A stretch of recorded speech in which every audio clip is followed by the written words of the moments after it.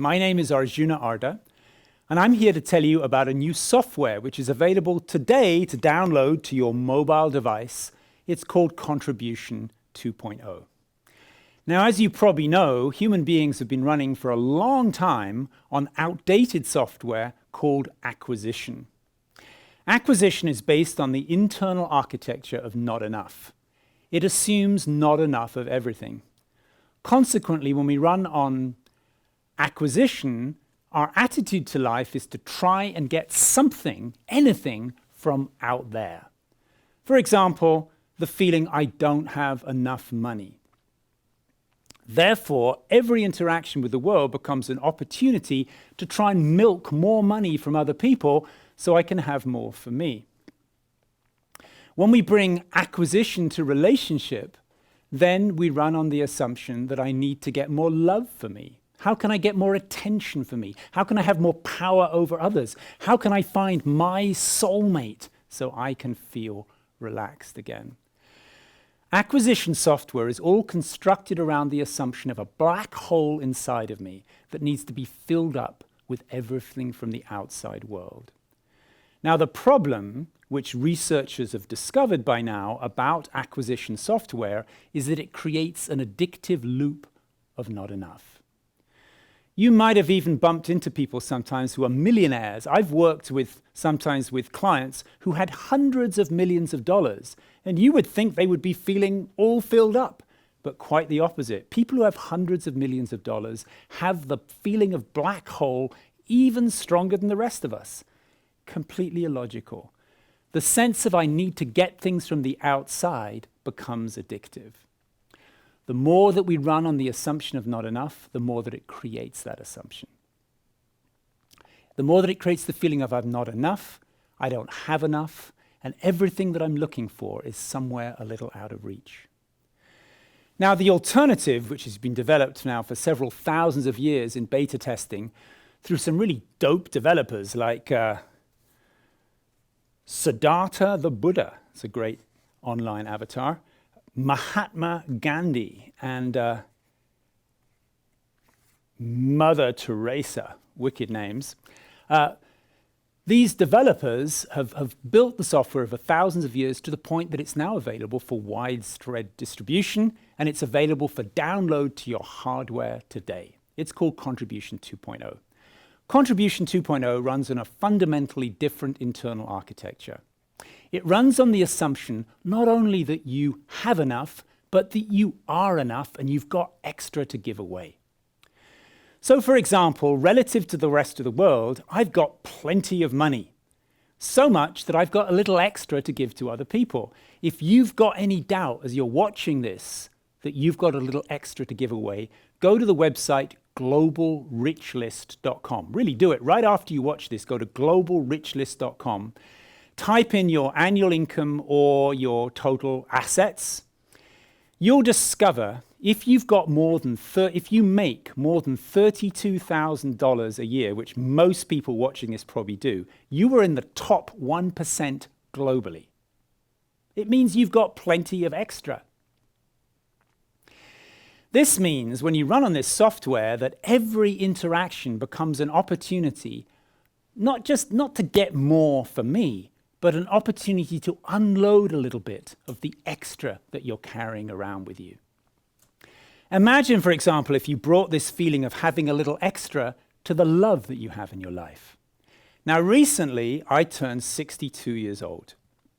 So I woke up in the morning, and as sometimes you do on your birthday, I went to Facebook. And there were all these people saying, happy birthday, happy birthday, happy birthday.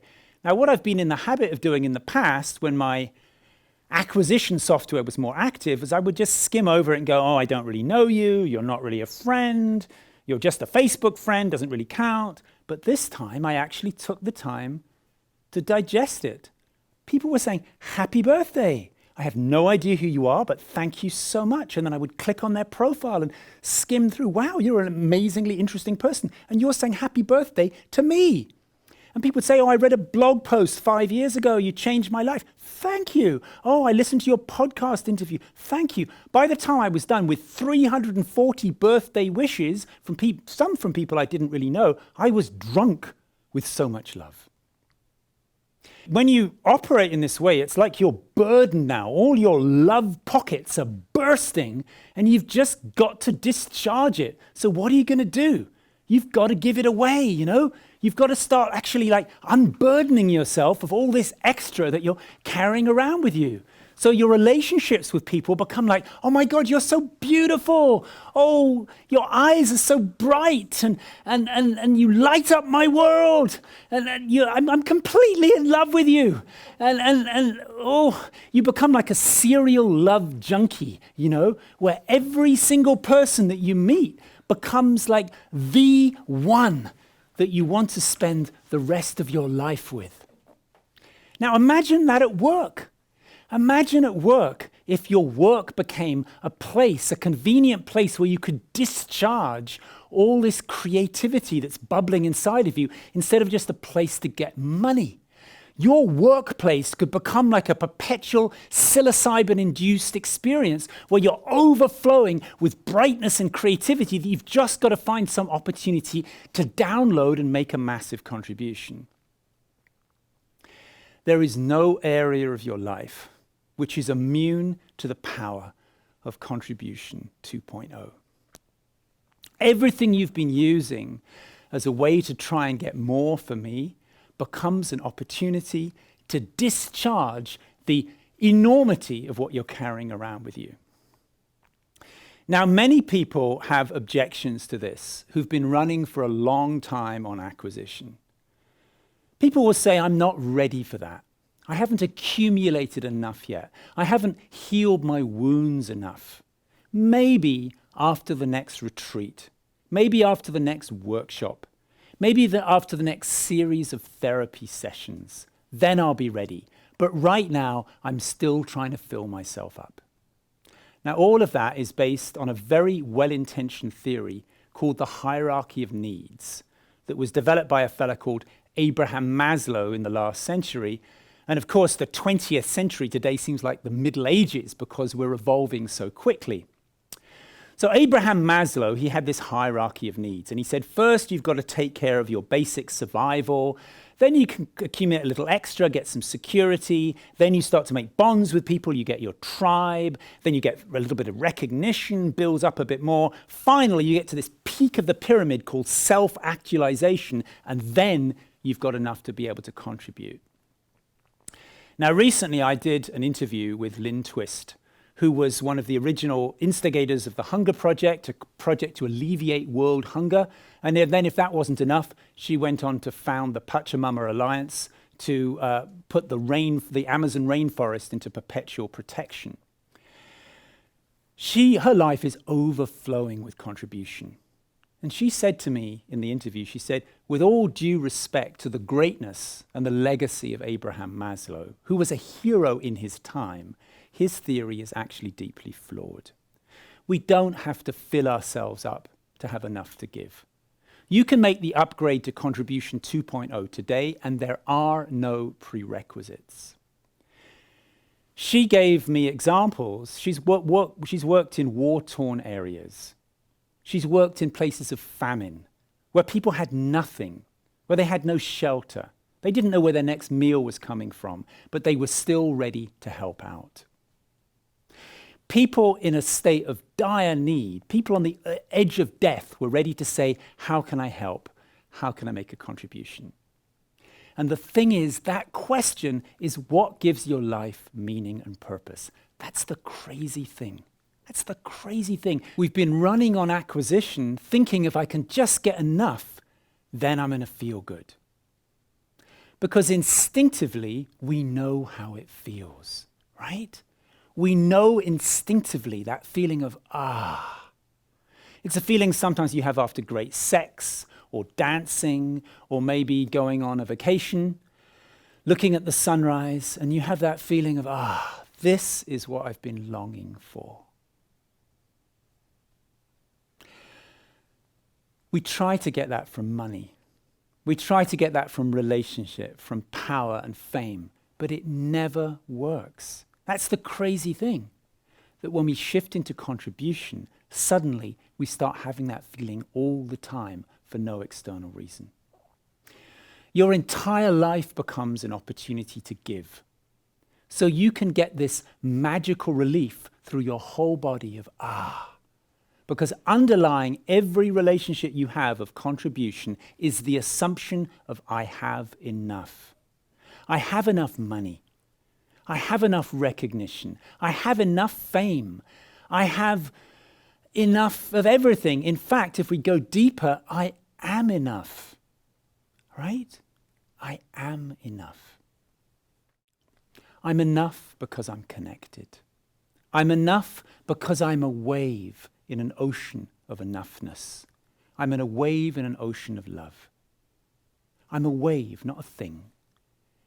I'm a wave, I'm an expression in an ocean of creativity.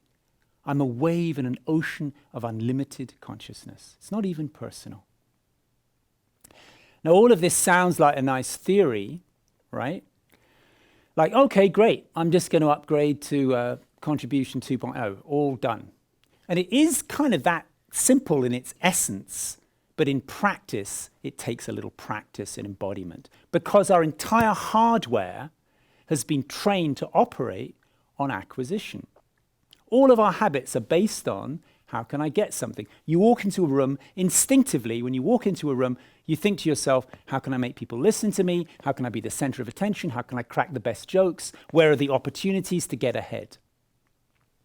So, I've spent the whole of my life seeking out the best retraining hacks just to try and make myself into a semi-decent human being. And I collected all of those hacks into a book, which I published recently. Oh, there it is, called Radical Brilliance. Radical Brilliance is basically a guidebook for how to live from contribution. It affects everything, you know. What kind of food you're going to eat, how you sleep, what time you go to bed, how to listen to people in the right way, how to connect with a source greater than your own mind, so you just have a fighting chance of living a life of generosity. It doesn't come automatically or necessarily easily. It's just a myth, in my opinion, that you can have some peak experience on an ayahuasca journey and everything's going to be okay. There are 3 things that you can do today to initiate a download of Contribution 2.0. Number 1, find someone, anyone, who's not feeling so good. Someone who's complaining or down or feeling like a victim. Tune in with that person with sensitivity, bring listening, bring empathy, bring your humor, and bring inspiration. Second thing is, take a few minutes to journal and think about what is the best possible future I would like for humanity. Where would I like humanity to be in 20, 30, 50 years? And then what should I do today to align my actions with that? Or number 3, give thanks. Develop an attitude of gratitude. Focus on the things you have instead of the things you don't have. And from there, naturally, you'll feel more like contributing. In my experience, to live a life of contribution, to live a life as a decent human being, to live a life in alignment with what you hoped your life will be one day, requires daily discipline. It requires daily remembering, what kind of a day do I want to create today? It requires daily training so that you can go to sleep at night each day with a feeling of, I gave all I could today. I uplifted people. And one day, when you breathe your last breath on your deathbed, you can breathe your last breath with an I lived a life that was worth living.